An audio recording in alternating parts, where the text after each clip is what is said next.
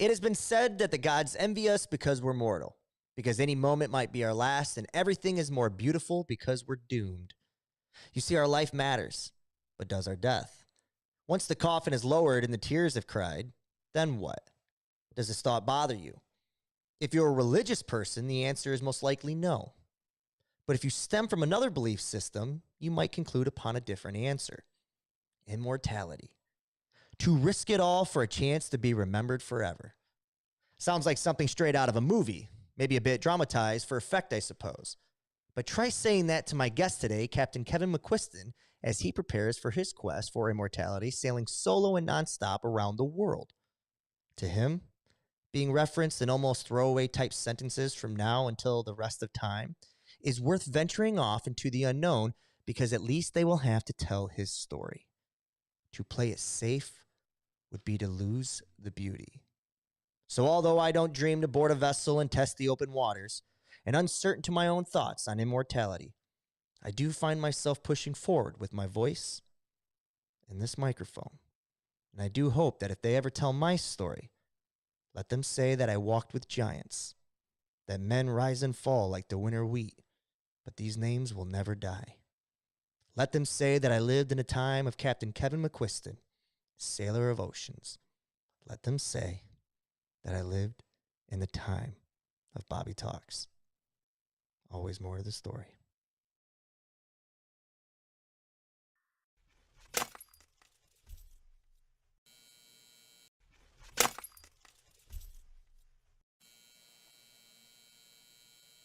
Welcome, everybody, to Bobby Talks, ... Those dots are there to tell you that there's always more to the story. And today's story is A Chance at Immortality.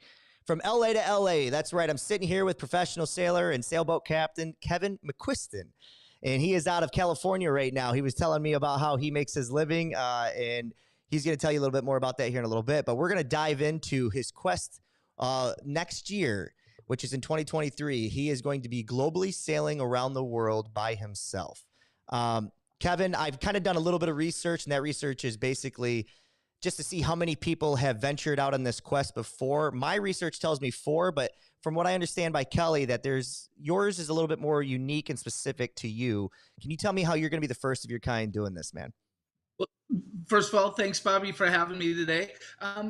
So next October, I will leave Los Angeles, and I will not stop or get off my 36-foot sailboat until I am back in Los Angeles.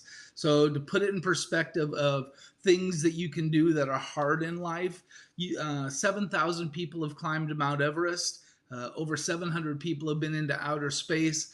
Less than 100 people have ever sailed around the world without stopping by themselves, and nobody has ever gone from America and made it. 5 people tried in the last 20 years and failed, and I intend to be the first person to sail from America around the world by myself without stopping or getting any assistance. And the people that keep records for this kind of thing are very specific. You have to go around the 3 great capes, Cape Horn, Cape Good Hope, and Cape Lewin in Australia. You have to go at least 21,000 nautical miles, and nobody can hand you anything or get on your boat, and you can't stop or pull in anywhere. So That's kind of what makes it unique for me. Yeah, very unique, very unique. And what makes the route from, leaving from America so unique in its own right? Why have people tried it and failed versus launching out from somewhere else? Right. So about 300 people have gone nonstop solo around the world from Europe and the UK. But nobody yet has ever made it unassisted from America. One guy tried from Rhode Island a couple of years ago, and he ran out of food and had to have food handed to him by ship. Gated the world record attempt. 5 people tried from the west coast of America, and all of them, their boat either broke and they had to turn back, or their boat broke and they had to be rescued. So I honestly feel, though, like the west coast of America is an easier way to go. I basically go from Los Angeles down to the tip of South America and bang a left at Antarctica, and go around the bottom of the planet, like the bottom of the bowl, and then back up across the South Pacific Ocean to LA. I feel like it's really probably the easiest way to do it rather than Europe or UK. There's a race going on right now called the Golden Globe race. It's a recreation of the very first around the world race in 1968. The people left England and they are sailing now. Out of 16 boats, they're about 3, 4 weeks in, and 4 of them have already dropped out of the race. So it's Wow. pretty hard to do. Well, you've got all those elements. You got the, nature out there. You got the elements of the water. But you're doing this by yourself, Kevin. What's crazy about that is that takes on a whole nother variable of its own. You've got to be with you and your thoughts out there in the middle of nowhere for a very long period of time. Before we dive into that, just kind of finishing up on the quest itself, there's got to be a level of organization, Kevin, that comes into play when you try to venture on something like this. And I know a little bit, Kelly talked about in her post when I found it on Facebook, that she said that you, I guess essentially you have to, what's the word I want to put here? We'll just say organized for lack of better words. You've got to be organized when you take something on like this. Now you're going to have it live streamed, right? Well, that's the hope. So one of the producers of Shark Week is currently developing a TV show around me. Hopefully, it looks like it'll probably be National Geographic Channel, Oh, and the wow. boat will be cameras. So the hard part is the live streaming. It's incredibly expensive for satellite uplink time, like $9,000 a gigabyte. Oh, wow. Um, Okay. so, but I will be in constant contact. My mom gets unlimited minutes on the satellite phone to call me, and posting on social media. And I'll be collecting video footage the whole time that this producer Scott DeGraw feels like he will put together a 2-hour Shark Week documentary about me. But it's a lot of organization. It's like planning a NASA launch basically. I'm a astronaut in a space capsule going around the planet, and I don't land. I don't stop at the International Space Station. I don't have another space capsule following me. Everything I need has to be in my little space capsule for 170 days plus. Wow. Wow. Um, that's incredible. That's well over 4.5 months. I, Yep. actually about 5. Yeah. A little bit longer, maybe. Kevin, so that means your window of error is so small for everything you're doing. I alluded to it at the top of the show about a chance for immortality. And we talk a lot about human themes on this show. And there's something inside of us, I think, in the human spirit that, seeks immortality, whether it be taking on kids at a chance at immortality or taking on the ocean waves like you're going to be doing. What is it inside of you specifically, Kevin, that draws you to take on such an adventure of this nature? Is it just because you're at that point in your experience in your craft that you feel like that you want to try this, or is it a little bit deeper? That's a good question. I think I've never had a little dream. When I was a young man, I was a full time working musician and I wanted to be a rock star. And I got close, got the attention of a major record label, and then ultimately it all kind of fell apart. So I've never really had a small dream ever. I started reading about circumnavigators in my late teens in Iowa, where I'm from. Not a lot of pro sailors out of Iowa, and I read about these great epic sailing adventures, and I thought, yeah, one day I want to do that. So fast forward to a couple years ago, I was going to be approaching my 60th birthday and planned to sail from LA to Hawaii and back to celebrate my 60th birthday. And then COVID hit, and that Mm. kind of negated it. And as I reflected upon, well, what do you really want to do? I thought, well, of course, what I really want to do is sail nonstop. around the world because nobody's done that from America yet. And it it feels like something I almost feel compelled to do. Somebody asked Right. me the other day, like everybody else, I bought a Powerball ticket for the $2 billion, and somebody said, if you win that money, are you still going to do the voyage? And I thought about it for a second, and I was like, yeah, I just would be better equipped, probably have a shinier but yeah, I would still do it. It's almost like the people that are compelled to climb Mount Everest. It's just something you kind of feel in your bones. And while it might seem crazy to the normal person, I love the ocean. It's my office, it's my home, it's my sanctuary, and I got this. Well, it starts with the confidence, and you definitely have that. And I can't even imagine, being out there. I should say this, Kevin. It starts with the confidence, but it's followed up quickly with the experience and the know-how. This is not a trip that if you just are out on a whim trying to take, you should not do that. This is a very highly skilled, highly qualified person of your such or of your um, like yourself that can do this. I just was curious as to the human spirit part of it because there's something in us that fears or maybe doesn't sit well with us that when our time on earth is done, that's it. Um, and it needs to be passed on, whether it's only to one generation or it's to more. Maybe some people have come to peace with that, but I know even myself, I take these challenges, I take these quests, and they're just small little ones to me. Um, I can't even imagine trying to globally sail around the world. So, with that being said, with the window and how small of room you have, let's for kind of play a little hypotheticals if we can, because Okay. you're going to see some challenges out there on the water, no doubt. When that happens, what is the thought process when you are in the middle of this? Of like, okay, like can you look at it objectively as like, okay, I've reached a place where I can't continue, or is there that will to continue on, which is what ultimately gets people into trouble? What is the thought process like that? Because I feel like you have to kind of go down that road before you ever meet it.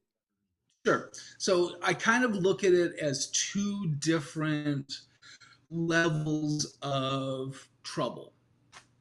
Trouble that I can handle that might be discomforting, like big waves and cold, um, and then things that I can't handle, such as my boat gets rolled over and snaps the mast completely off, and I can't fix that.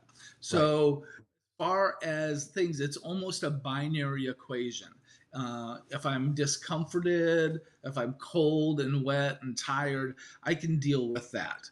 Um, if something I have to fix, you basically kind of break it down to the smallest possible thing. So, say something gets messed up on the boat that's fixable. I have spare parts and things, but it's a hurricane outside and I can't really work on the deck because the boat's bouncing all over the place.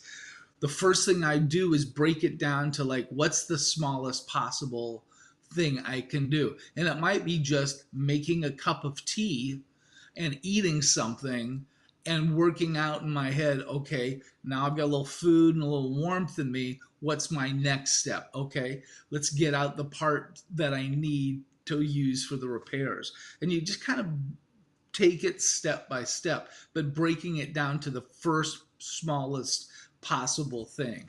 Um, People ask me all the time, what if you die? And I'm like, I'm gonna die. I just don't think I'm gonna die during this event. Everybody dies. What do you want to do between now and then? So I do have emergency, what's called an EPIRB, an emergency positioning indicating radio beacon, and it's like the panic button. And I have a couple of those. So if my mast snaps and I can't, I'm too far to turn on the motor and motor to the nearest point of land, I'll hit the emergency button and hope for a speedy rescue. But it's really a case of just, can I fix it or do I have to stop? Yeah, that's interesting because I just think about all the ones you talk about how nobody from the United States has been able to successfully do this. Um, I so I'm just going to call those the others before. You Yeah, know, yeah. what what do you, because here's what I fear, right? You know, and I don't know you all that well, Kevin, but people do ask you that question. They say, what if you die? And your answer is it's very obviously it's the politically correct one, but it's the real one. It's that we're all going to die, and you're trying to not think about dying. You're trying to think about living, and I think that's the right way to do this. I just think about that moment when others before you have been out there, and they're faced with this decision, um, and I think so many times without ever experiencing this, maybe I could be wrong. You would be able to speak on this better than me, but I think so many times people, when they're faced with that decision, they always assume things are going to work out. Yeah, I'll go a little bit further. I'll venture a little bit more into the unknown because things are going to work out. And then ultimately or inevitably they don't. Um, I just wonder if there's a fail safe. And you talk about how you have that thing, but what about mentally? Is there a fail safe in you that you've prepared for yourself? Yes. So the fail safe really, and like I said, it's kind of an on off switch. I can deal with the discomfort. Okay. I have a medical incident. That's a different thing. I've had triple bypass and have about 6 stents in my heart, and my cardiologist is not happy about this voyage at all. Neither is my poor mother, who I'm very close to and have coffee with every morning, and we look for dolphins before I go sailing. So yeah, she hates this voyage. My cardiologist the other day said, "What if you have a cardiac incident out there?" And I said, "Well, could I have a defibrillator with me?" James Bond had one in his car and like on. And he's like, "You're not James Bond." So, one of my bigger fears is, say I fall down the stairs and I break my neck or spine, and now I'm paralyzed from the chest down on the floor of my boat with no way to hit my emergency button or let people know that I'm in distress. But the part that gives me comfort is all of the people that are going to be following me as I do this. While I will be alone, I don't feel like I'm going to be lonely because people will have eyeballs on me. You'll be able to track me in real time and send me questions and comments and hate mail, whatever you want. But I feel like I'll be alone, but I'm not going to be lonely. So the hard part of deciding to stop or not, and it's almost always equipment related failure that Sure. made the turn back. And some of them, a couple of them were ill prepared, but some of them were just amazingly well prepared, salty sailors that just had bad luck. And one of them, Abby Sunderland, she was in her late teens when she tried this, and her boat got rolled in the Indian Ocean 4 times, knocked her unconscious, snapped the mast off her deck, and she basically had to sit for 4 days in a boat full of water trying to stay dry and warm till they were able to get a rescue to her. So Wow.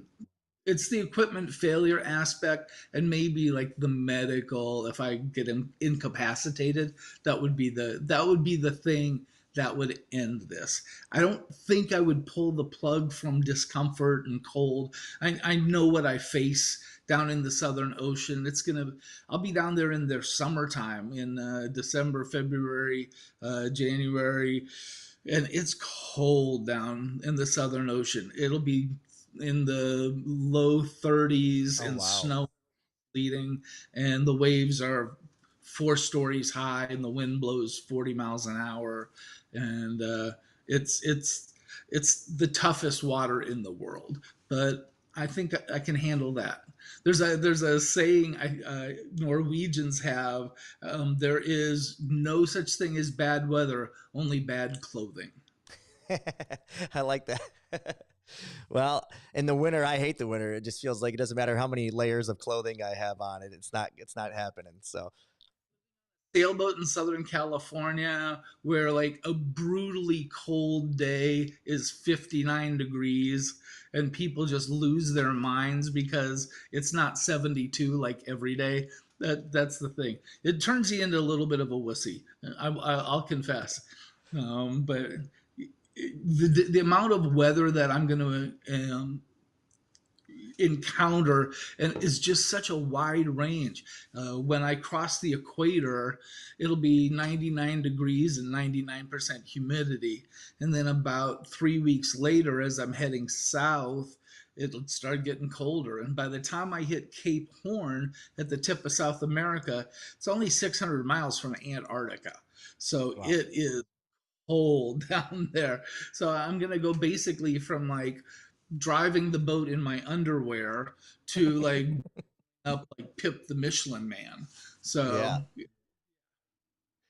Man, fascinating stuff. How much of this, Kevin, um, is personal to a point where it's because there's some people are compelled by man versus nature. Some people are compelled by whether it be nature or whether it be the obstacle, man versus the obstacle, or person is what I should say, person versus the obstacle, whether it be climbing Everest, um, or how much is it man versus man, like for you personally in this voyage? that's a good question. I'm not sure I have a good answer for that. I think a lot of it is me versus myself Yeah. and what I endure. I'm pretty good at organization and planning, and like we talked about, this is like planning a space launch. There's a thousand details. My days are spent, if I'm not taking people out sailing for 3 hours at a time, it's working on list after list after list. And I think a big part of my desire to do this is to really push myself to the absolute limit. Now, I'm not going to say that I'm not excited by the prospect of being the first guy to do this from America and maybe being the most famous sailor in America when I'm done. That's kind of cool. I'll go on the yacht club lecture circuit and let middle-aged women buy me cocktails all day. So it's a pretty cool thing. But I think a big part of it is just seeing if I can do it, if I can really cowboy up and face the elements and face the challenge, and face my fear when while I'm out there. Yeah, Kevin, you always said that you wanted to be a rock star. You're just going to be a different rock star at the end of this, man. Exactly. Yeah. It's yeah.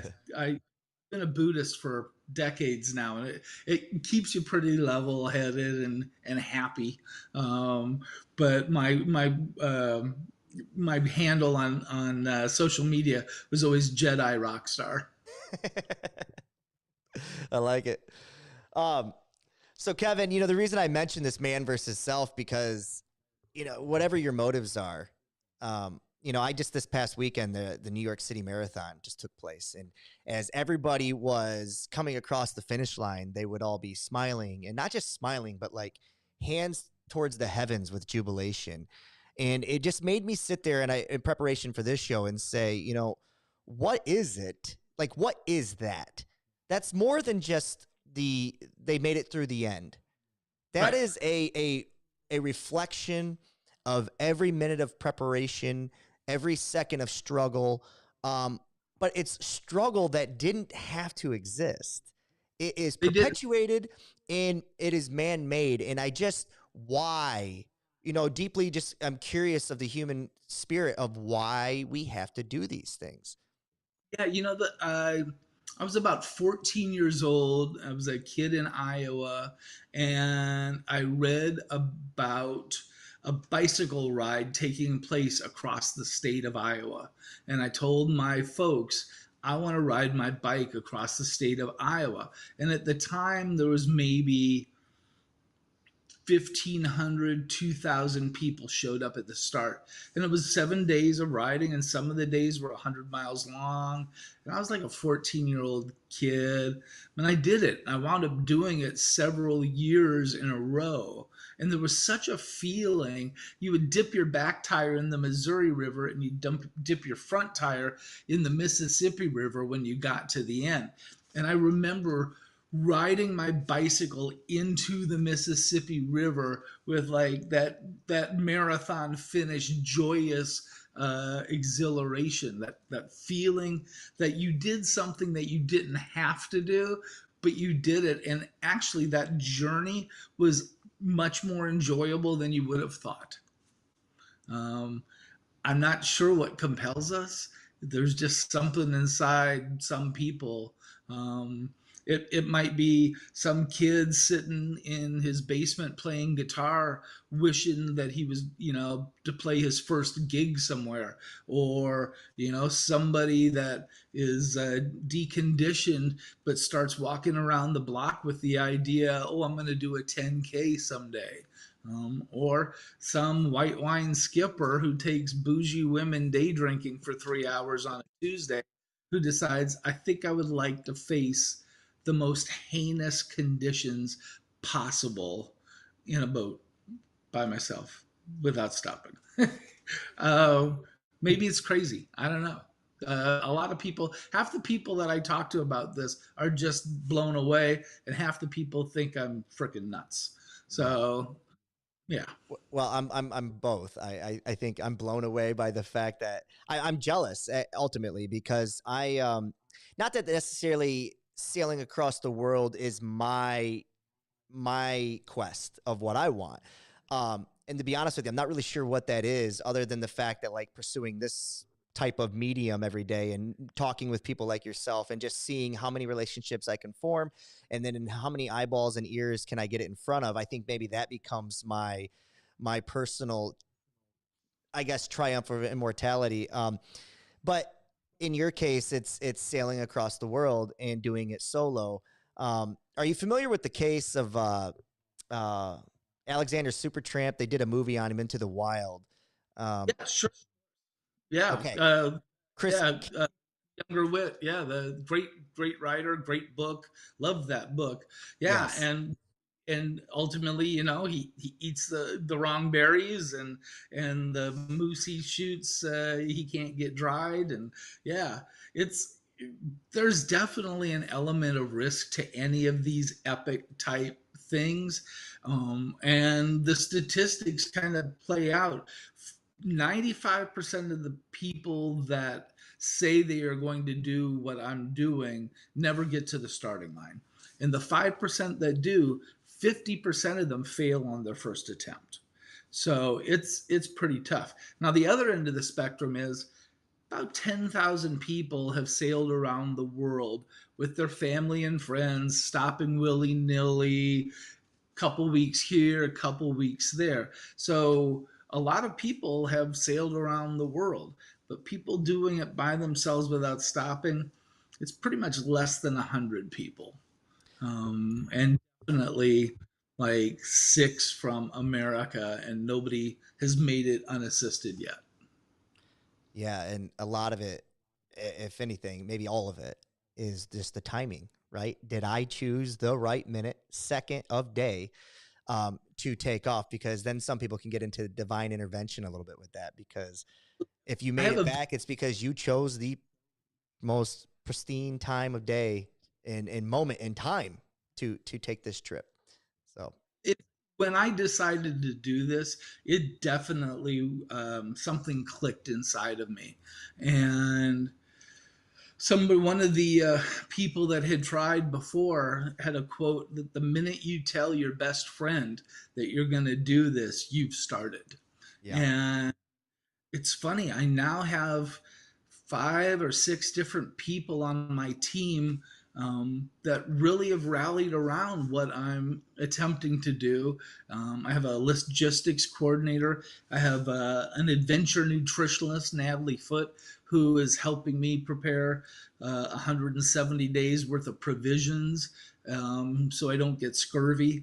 And getting me in my best possible shape. We talked about Kelly Bloomquist Media and taking care of my media and my sponsorship stuff. I've got a solar guy, Kyle McVie, who is making sure that my boat's fully powered electrically with solar panels and wind panels and massive batteries to for all the electronics. So it's kind of cool, the people that are really stoked about what I'm doing and want to be a part of it. Yeah, in some small way, it's their version of sailing across the globe with you, right? It's not just, they're not on the boat with you, so that's different. But they're with you. They prepared you. They're helping you, and they're going to be helping you along the way the entire time. So yeah, that's huge, man. You Kevin, had I mentioned go ahead, bud. You'd mentioned about the narrow window, and there is a very narrow weather window that's crucial for my start. Okay. So I want down at the bottom of the planet in the Southern Ocean during their summertime, what's called the antipodal summer. So, winter for us in Michigan and California is summer down in tip of South America, tip of South Africa, Australia. It's still going to be cold because I'm basically going to be between Antarctica and those continents. And the farther down around the planet I go, the shorter the distance is. So if I, even by 2 or 3 degrees of latitude, can knock 1,500 miles off the whole trip. So it's icebergs.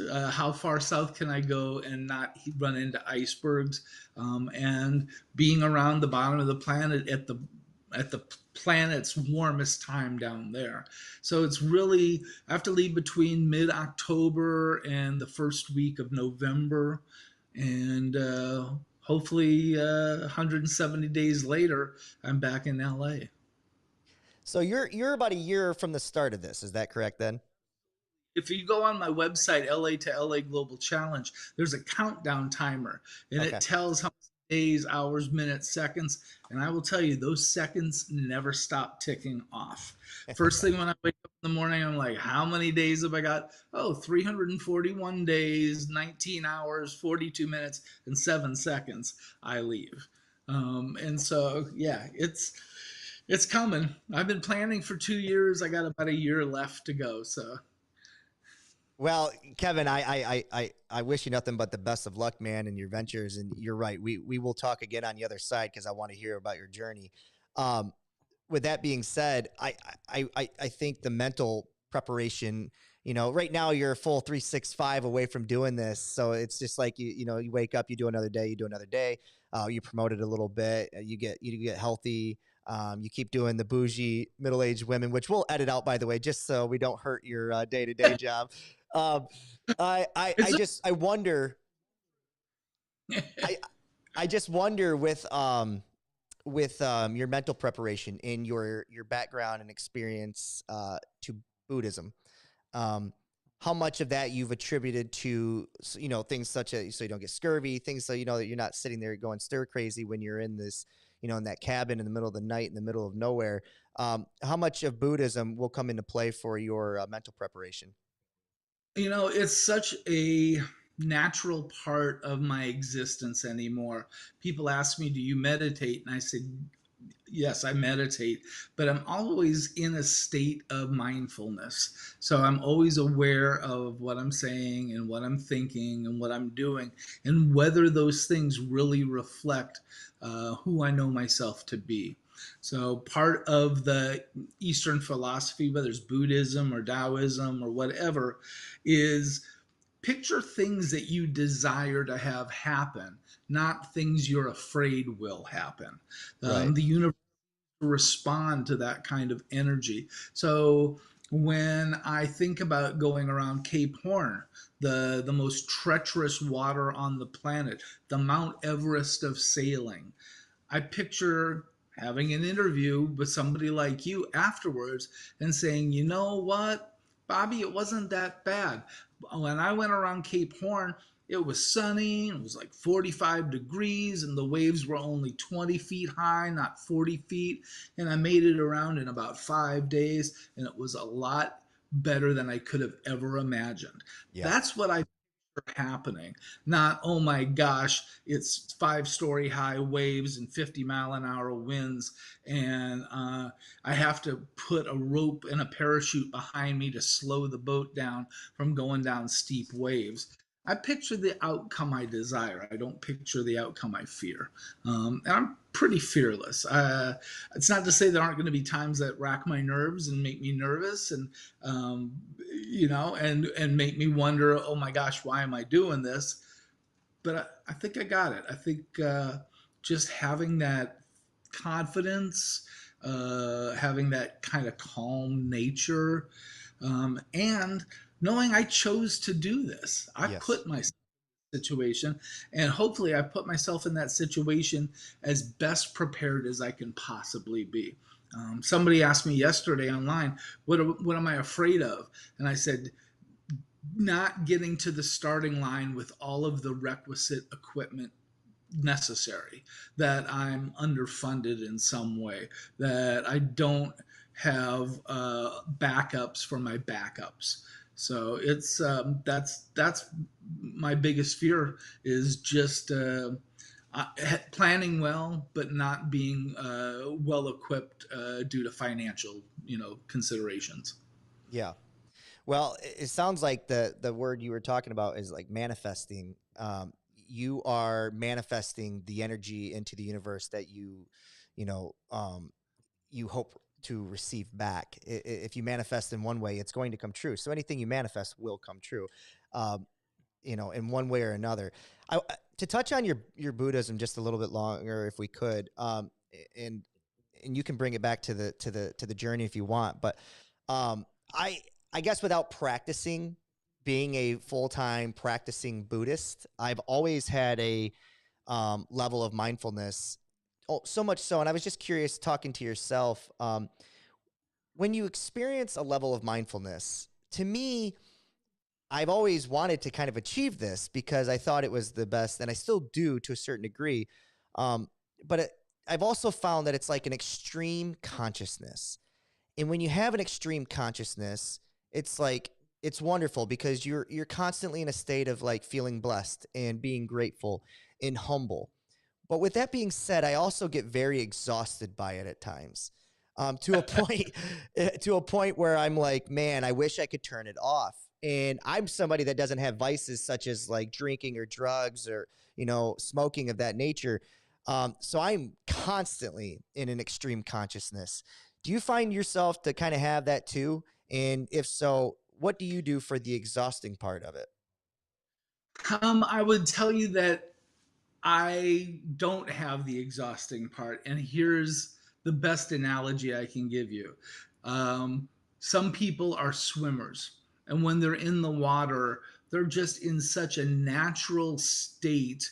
They float effortlessly, they move effortlessly.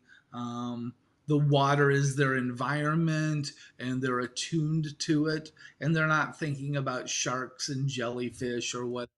They're just in the water in a very calm, alert, aware way. When I get in the water, I flail like, like, oh my gosh, there's got to be sharks underneath me right now. When can I get out of here? And so that's not my environment. On top of the water, I'm great. I can handle wind, waves, and weather, any kind of boat, whatever.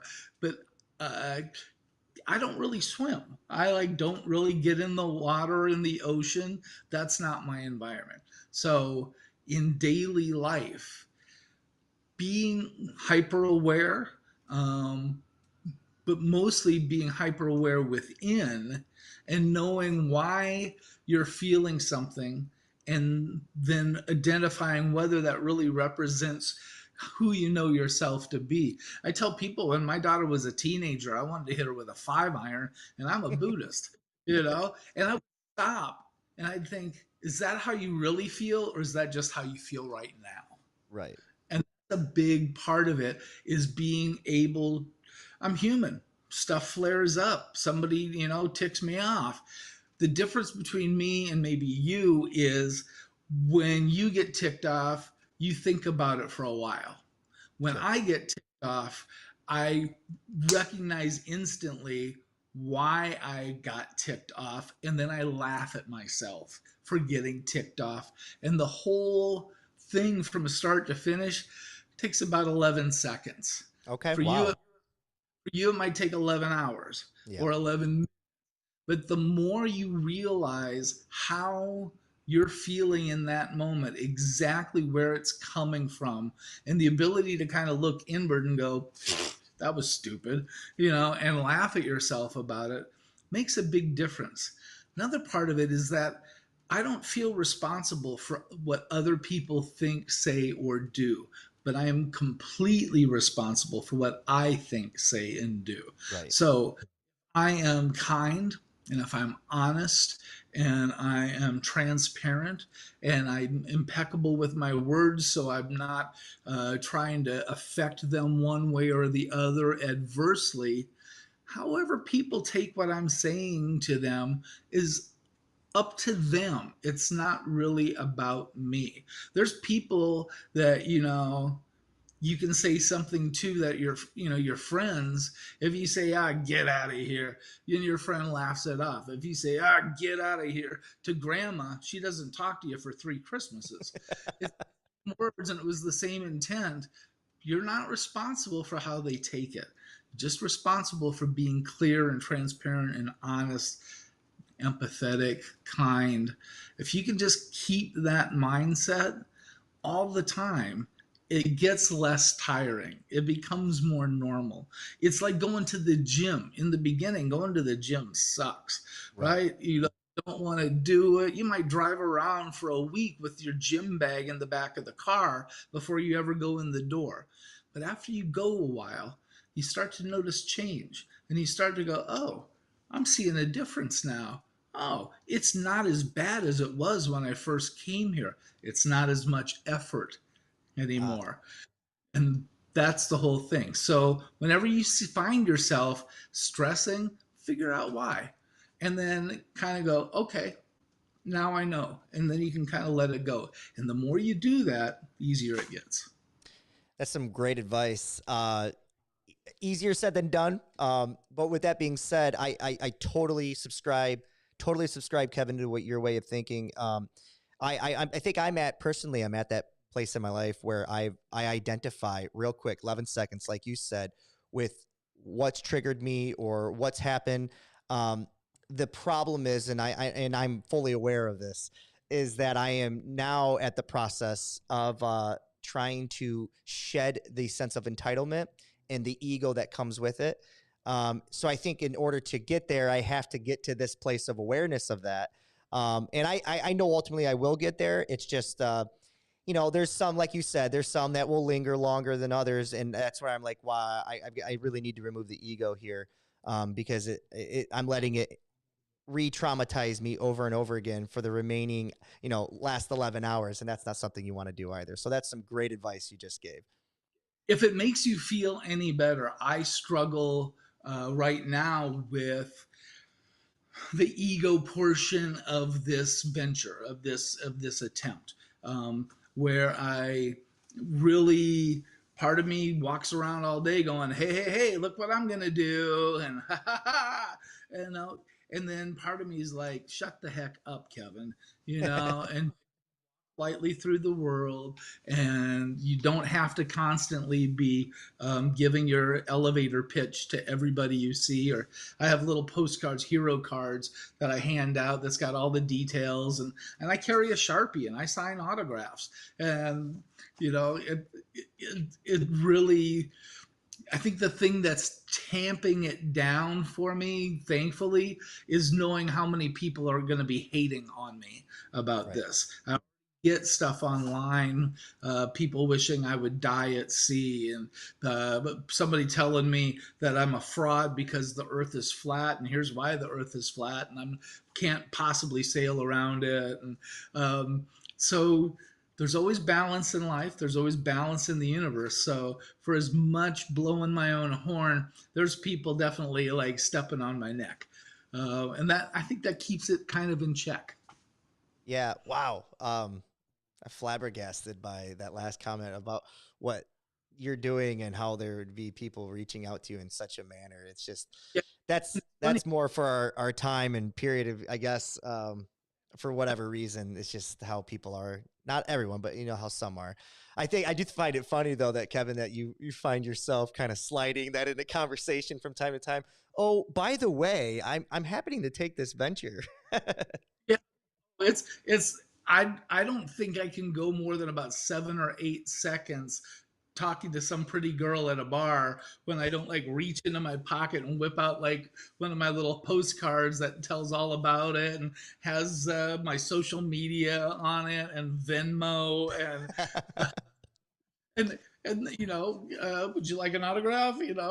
It's it's more ego driven than this Buddhist really should be putting out there. Uh, but I also know that the more people I get excited about this, the more energy that puts into the universe and helps me manifest what I'm doing. So, Yeah, I don't think there's anything wrong with a little yin to your yang. It's just making sure that you keep it even keel and you're doing it for the right reasons and such and such. Um, yeah. yeah, I think that's important. I had a question I was going to ask you. I kind of lost my train of thought with that last bar talk there, but All right. going back to it though, just to kind of bring it around full circle. When we talk about the ego portion of it, and then at the beginning of the show, I talked about immortality. Now, immortality is a very specific word because it's this idea that maybe you're consciously doing this so that you'll be remembered for all of time. I'm sure you don't sit down and have that thought process. But what are your Don't be. thoughts? Well, that's what I'm getting ready to ask you then, because when you start diving into the ego portion of it, we are getting closer to the immortality version of it. So when I help me dissect my own theme of today's show with the immortality, what are your thoughts on that when I bring that up? Like, do you think you're doing it for maybe subconscious level of that, or are we way off basis here? No, it's a valid point, and I think there's a fair amount of that immortality kind of thing. I posted on Instagram a day or two ago. Keanu Reeves in the movie The Replacements plays this quarterback Shane Falco, and at the pivotal moment where he has to rally the troops, he says, "Pain heals, chicks dig scars, glory is forever," which is kind of a modified version of Evil Knievel's quote. But there is something about this idea that I'll be in the record books. There's something about this idea that I'll have a book deal and I'll write about what I've done and accomplished. Hopefully, what I've accomplished. Um, I always joke about the possibility of a TV show. I'm like, if I don't die, it's going to be a great series. So I do take comfort in knowing that the people that failed at this before didn't die. They got rescued. But there's a huge part of this. You're absolutely right, Bobby, that there's something immortal about accomplishing something, and that immortality may just be at the family level. Hey, did you know Grandpa climbed to the top of Mount Everest one time? I mean, 7,000 people have, but for his family, that's like an immortal thing that gets passed down, to grandkids. Or my daughter Maddie, I know she tells her friends once in a while a little bit about it, but more begrudgingly than like, hey, guess what my dad's doing? Like, you're not gonna believe what my dad's doing. But I I'm kind of, part of me's a little bit stoked about the idea of making my mark, I guess. Um, but it's still really about me testing myself and finding out what I'm really made of. I think there's things that we can do that really push us to the edge and where we really find out what we're made of, testing our metal. Um, but I also don't mind the idea of being, the most famous sailor in America either. Well, everything's got a byproduct there, Kevin. So if it just happens to be the case after you do this, then so be it, man. I think you'll wear that And crown proudly. the flip side is if I fail, early on, say the boat sinks before Cape Horn, I have to be prepared for the infamy rather than the fame. Yeah.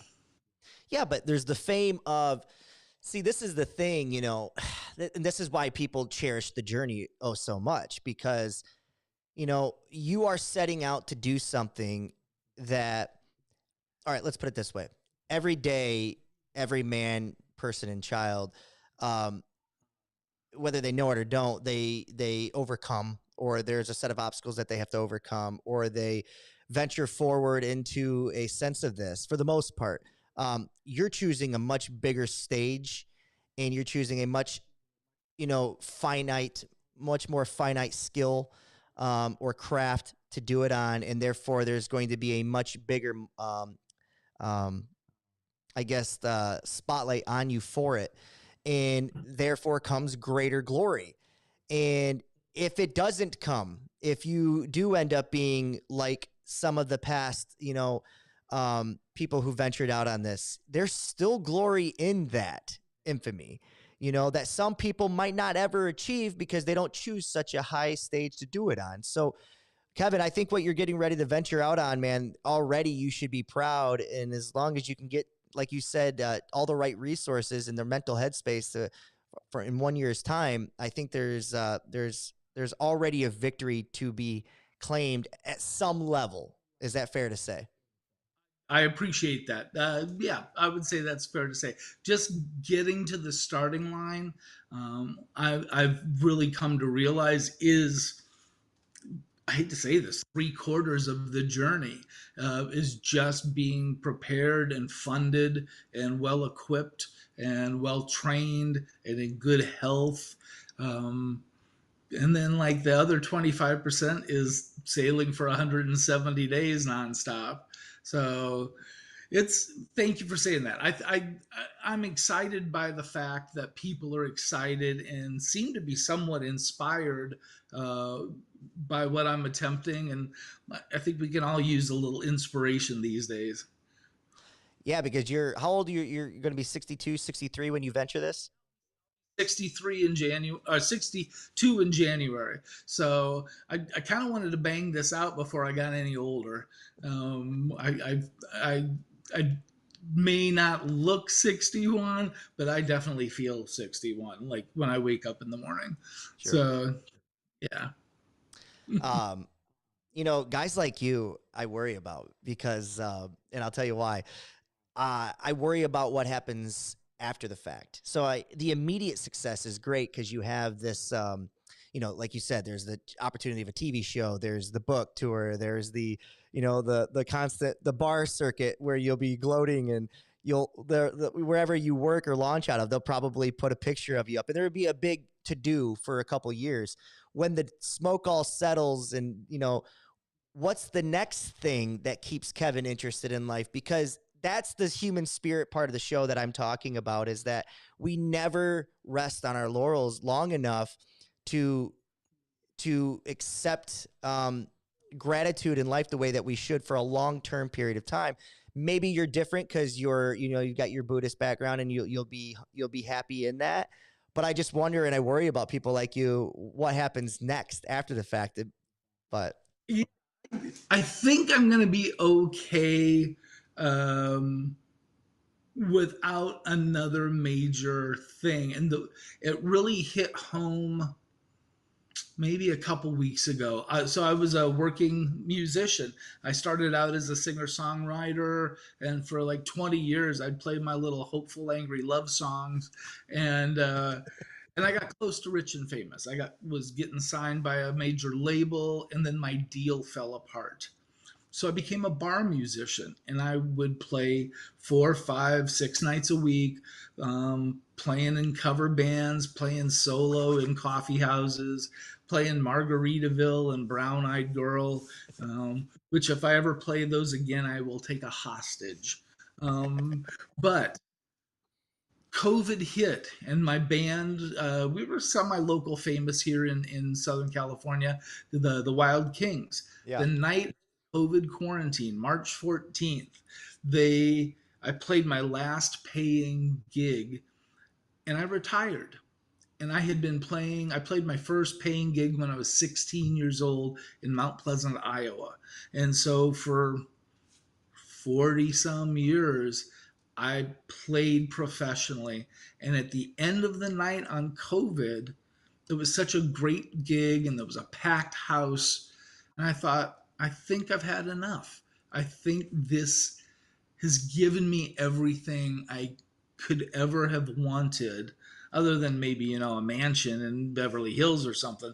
It really, playing music live for people gave me such a joy that I was fulfilled. So fast forward to about 2 weeks ago, a couple of my old bandmates still play in a band 2-3 nights a week, and their guitar player couldn't make a show at our old home bar where we were the house band. And they said, "Can we get you out of retirement to play for us? You only have to play 1 hour. We're gonna get somebody to come in for like the rest of the sets. But they can't get there in the beginning. Would you please come out and play one set with us?" And I did. I hadn't picked up my guitar in 6 months. My fingertips were like a baby's butt. They were so soft. I had no calluses. I hadn't sang other than in the car with the radio for months. But I went to the gig. And as I went to the gig, I'm hauling my amplifier and all my stuff. And I meet up with one of my bandmates as we're pushing stuff in. And I said, "I remember why I don't like doing this anymore." And he goes, "Schlepping?" And I said, "Yeah, schlepping equipment. I'm done with that." But I played the show and it was great and I felt good. But when I got done, I was like, "Yeah, I'm retired. I'm okay with it." So when I get done with this amazing adventure, I think I'm going to be okay not needing to, like, I don't know, fly a hot air balloon across the country or something like that. I'm going to be just fine, kind of resting on my laurels, the yacht club lecture circuit, letting middle-aged women buy me cocktails. It's I don't foresee needing to have another big thing. For sure. But talk to me in about in about 500 days, and I'll let you know how I still feel about that. For sure. For sure. It's so funny that you mentioned the hot air balloon thing, Kevin. I was literally going to call you a liar and say, yeah. I'll be talking to you in 5 years' time when you're getting ready to venture around the world in a hot air balloon. So when you said that, it's like, you're right. I manifested you to say that. Um, Kevin, Larry this has been Ellis. great, man. I would love for you to just take a minute or so here and just where people can follow you, how they can follow your journey. Because between now and next year, before you take off, I'm sure your influence is just going to continue to grow in your followers list, and just how, any details that you want to share and how people can follow you. Sure. So I'm not sure if you can see the logo on my shirt. Can you see the logo on my shirt here? We can sort of It, see it it. Yeah. LA2LA Global Challenge. That's what I call the event. I had to call it something, not just, Kevin's Big Wet Cold Adventure. So it's the LA2LA Global Challenge. I'm on Facebook, Instagram, and TikTok. The Kelly Bloomquist Media made me go on TikTok. I said, "I don't dance." And they're like, "Just tell people about what you're doing." Sure. So I post pretty frequently, every other day at least. And you can go to my website, LA2LAGlobalchallenge.com. You can read about all the details of the voyage, and you can contribute on my GoFundMe and Venmo if you want to be a part of something historic. Amazing, man. Amazing. And then to all you middle-aged women out there, if you want to buy him a cocktail before now and when he gets back, you can do that too. We'll give you a different Instagram handle for that one though. Yeah, Kevin. Well, ladies and gentlemen, as always, the theme of the show today was immortality. We're kind of hitting more on the human themes lately, but Kevin, I really wish you nothing but the best of luck, man. Hopefully we stay in touch, and I would love to talk to you when you get back from your journey, and we'll update our listeners and our audience before you even go and on your journey along the way as well. So I really hope you got something out of this experience, because we were his first podcast. Bobby, I couldn't have asked for a better first podcast appearance. This has been a real joy, and I wish you much success with your following. So you're going to do great. Well, I appreciate that. And Kevin, stay on just a little bit as I wrap up the show. But ladies and gentlemen, as always, hit that follow, like, subscribe button. Let's grow this show. Share it with anybody that you feel might be interested in, might be something that, you know, they like. And then as always, just be human. And we'll see you on down the road.